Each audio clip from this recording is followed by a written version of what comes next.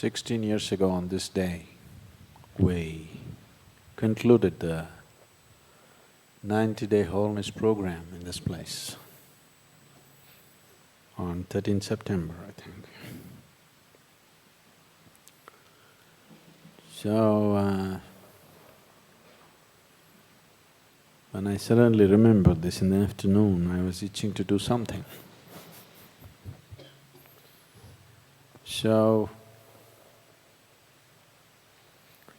when we were doing the wholeness program with those 60 and odd people, very hardy ones because there was no place to live. A hut that was threatening to fall down any time, repeatedly threatening us that it's going to come down upon us. But still, we did all that we had to do there.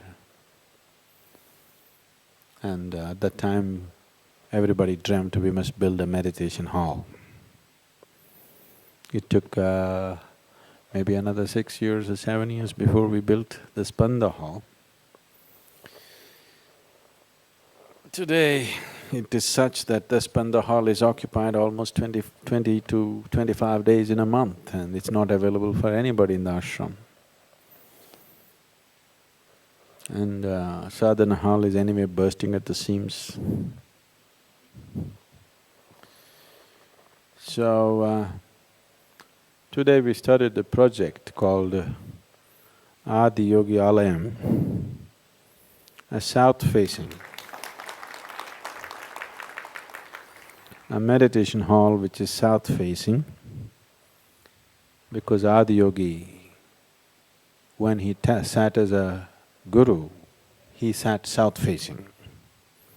So this meditation hall is south-facing, and we will have a wonderful consecration which will befit him for this hall. So,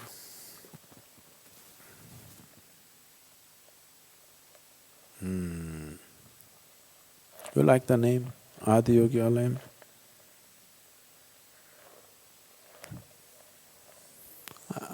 I've been thinking we have to have something in his name, because this fundamental possibility has evolved from this one idea that he put in those 7 people's minds. He made them thirst for something beyond the limitations of their existence. He put this hunger into their stomach. He put this hunger into their hearts that they want to be something more than what we normally know as a human being. Every creature has come with a framework. An ant can do certain things. I'm sure there are some champion ants which can do little more, but within that framework.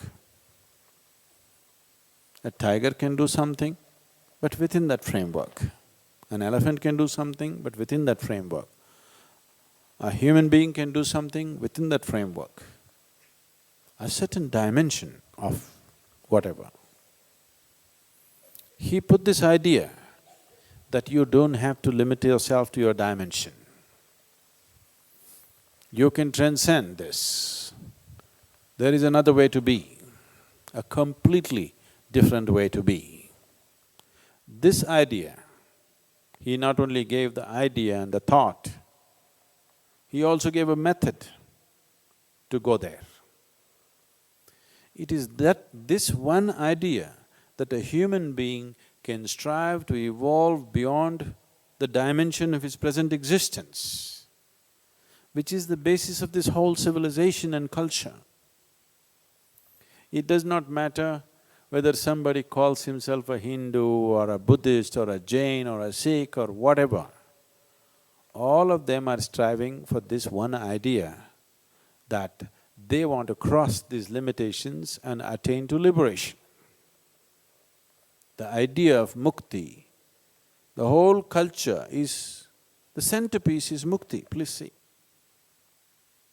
Everything that we are doing here in this culture is essentially towards that there is a possibility of transcending all limitations and getting there. There has never been a more revolutionary idea on this planet. Since his time, nobody has come up with a more revolutionary idea than this, that you can transcend the very limitation, the very dimension in which you exist. When I was in United States, somebody asked me who is one person in the Western world who has played a big role in, evolving human consciousness. Without a moment's doubt, I said Charles Darwin. They said, Charles Darwin, he's only a naturalist. I said, for the Western world, he's the one who gave the idea that you can evolve.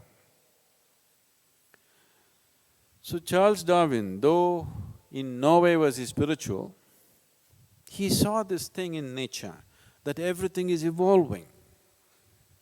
A single-celled animal is becoming a multi-celled animal is becoming more complex and more complex.